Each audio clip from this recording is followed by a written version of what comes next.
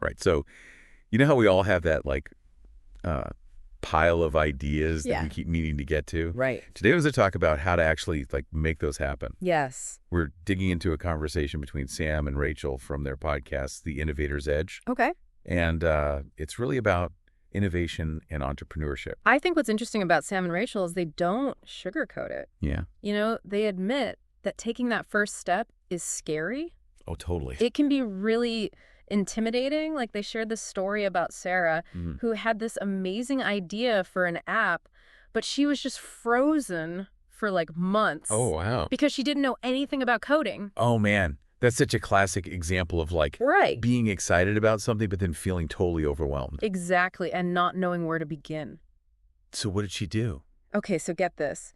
She did something so simple, but it was like a game changer. Oh, come on. Instead of getting bogged down by all the technical stuff, Yeah. which felt impossible at that point. Right. She just spent a weekend sketching out how the app would work. Interesting. Like literally just drawing the user experience, the features, Yeah. And that's what helped her get unstuck. Wow. So it wasn't even about writing a single line of code. No, not at all. It was just about getting that vision out of her head. That's amazing. Yeah.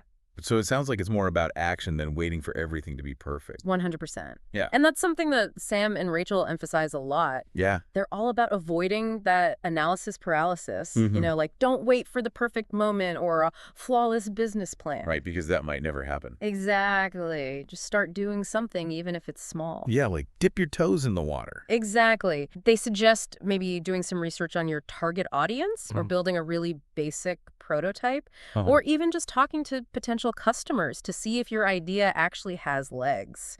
That makes sense because as you're out there testing and getting feedback, your initial idea might change a lot, right? Totally.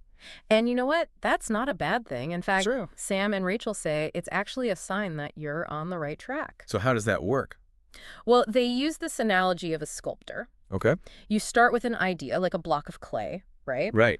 But as you work with it, you respond to the material and your technique evolves. Yeah. And what you end up with might be totally different from what you first imagined. And that's fine. Exactly. It's about being open to that evolution. So being flexible and able to adapt is really important here. It's essential. And Sam actually had this great example. Okay, what is it? From his own experience, he had this elaborate plan for a subscription box service. But then when he started getting feedback, people were telling him they actually just wanted one carefully curated item. Interesting. Yeah. So instead of sticking to his original plan, he pivoted, and he ended up tapping into a whole new market he hadn't even considered. Wow, that's awesome. Right. Okay, so we've got to be ready for those unexpected turns. But what about the actual innovation part of it? Yeah. Because not everyone's going to invent the next big thing. Right. So does it always have to be something totally groundbreaking? That's such a good question. And it's something that Sam and Rachel really challenge. How so? Well, they say that innovation doesn't always have to mean creating something totally new. Oh, interesting. Sometimes the biggest impact comes from just improving something that already exists. I've never thought of it like that. They actually talked about this company called Streamline Solutions. What do they do? Okay, so they didn't invent anything revolutionary, Okay. but they completely changed the plumbing industry. Plumbing. Yeah. They made this really simple device that detects leaks in pipes early on. Oh, wow. That's, So smart. yeah. It's not flashy or anything, but it saves people so much money and hassle. That's a brilliant example. Right. It really shows that innovation can happen anywhere, even with something as ordinary as plumbing.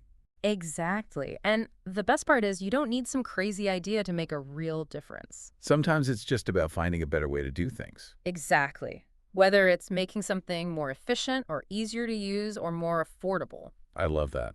Yeah, that's so true. Like, I'm sitting here thinking about all these little problems I come across every day. Right. And how maybe those are opportunities for innovation. Exactly. And that's where testing your ideas comes in. Okay, so how do we know if our ideas are actually good? Well, Sam and Rachel are really into this idea of minimum viable product. What's that? Basically, it's like the simplest version of your product or service, Okay. something you can use to get feedback from real people. So they're not saying you have to build out your whole vision right away. No, not at all. It's more like just creating enough to get some validation. And to see if people actually want what you're making. Exactly. Because feedback, even if it's tough to hear, Okay. is so valuable in those early stages. Because it can help you avoid going down the wrong path. Right, and it can help you make sure you're actually solving a real problem for people. This reminds me of that quote I heard once. If you're not getting rejected, you're not putting yourself out there enough. Oh, I love that one. It's so true, though, right? It is. And Rachel actually shared this story. Oh, really? What happened? So she got some really harsh feedback on a project she was super passionate about. Ouch. Yeah, it was rough. And she admitted that her first instinct was to just dismiss it. I can relate to that. But then she decided to actually, really think about the feedback. Why? And to try to understand where it was coming from. And what did she find? Well, it turned out that the criticism, while it was delivered kind of bluntly, was actually rooted in a valid concern about how user-friendly the product was. Interesting. So by taking a step back and separating her ego from the feedback. It's hard to do that. It is. But she was able to extract some really valuable insights. And ultimately make a better product. Exactly. It's so easy to get defensive when you've poured your heart into something. For sure. But that's why being open to feedback is so crucial. Definitely. And this all ties into this idea of resilience. Yes. Which Sam and Rachel see as a must-have for any entrepreneur. They don't sugarcoat it either. No. They're very upfront about the fact that you're going to face setbacks, rejections, doubts. It's all part of the process. Exactly. And it's not about, pretending those things don't exist. Like, what is it about then? Well, they talk about the importance of having a strong why. Your purpose. Yes. That deeper reason that drives you.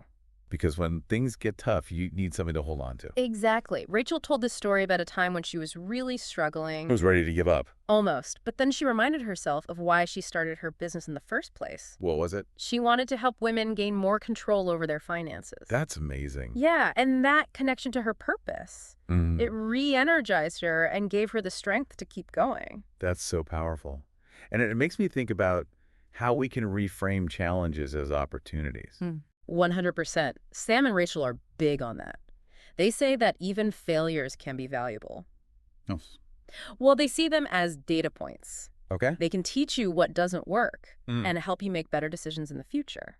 So it's about learning from those experiences and not letting them define you. Exactly. And this is where they bring in this whole idea of a growth mindset.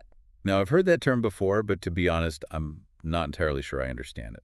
Well, the way Sam explains it is that it's about believing in your ability to learn and grow. So it's not just about being optimistic or positive. It's deeper than that. It's about believing that you can develop your talents and abilities over time. So instead of seeing challenges as threats, you see them as opportunities to learn and improve. Exactly. It's almost like embracing the fact that you don't have all the answers, right? Yeah, exactly. And that's okay. Because that's how you grow. Exactly. And the cool thing is, Sam and Rachel don't just talk about this mindset in theory. Yeah. They actually give you tips on how to actually cultivate it. Like what?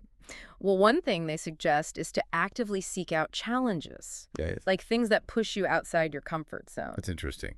Because usually we try to avoid those things. Right. But they're saying that's where the growth happens. I like that.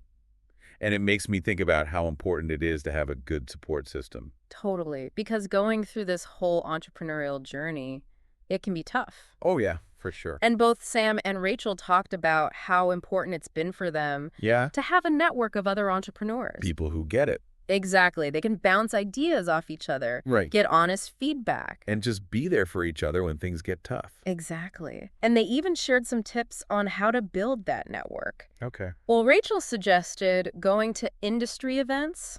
Makes sense. Joining online communities, and even just reaching out to people you admire. Oh, interesting. Yeah, like maybe sending a quick email or asking for a virtual coffee chat. Just putting yourself out there. Exactly. Because you don't have to do this alone. I love that. So to kind of bring everything together, it seems like the key takeaway here is just to take that first step. Yes. And to be open to the journey. Embrace the ups and downs. Because it's not always going to be easy. Definitely not. But it's so worth it. I love it. Well, this has been an amazing deep dive. It has been really insightful. We've covered so much. From facing our fears to adapting to change. Embracing feedback, building resilience. And developing that growth mindset. It's been awesome. But before we wrap up, do you have any final thoughts for our listeners? Well, I think going back to what we were just talking about with mentorship, I think it would be really valuable for everyone listening to think about who they could reach out to. In their own lives. Exactly. Someone who could offer support and guidance on their own entrepreneurial journey. That's a great point to end on. Who can you connect with? Who can help you bring your ideas to life? Thanks for joining us on this deep dive.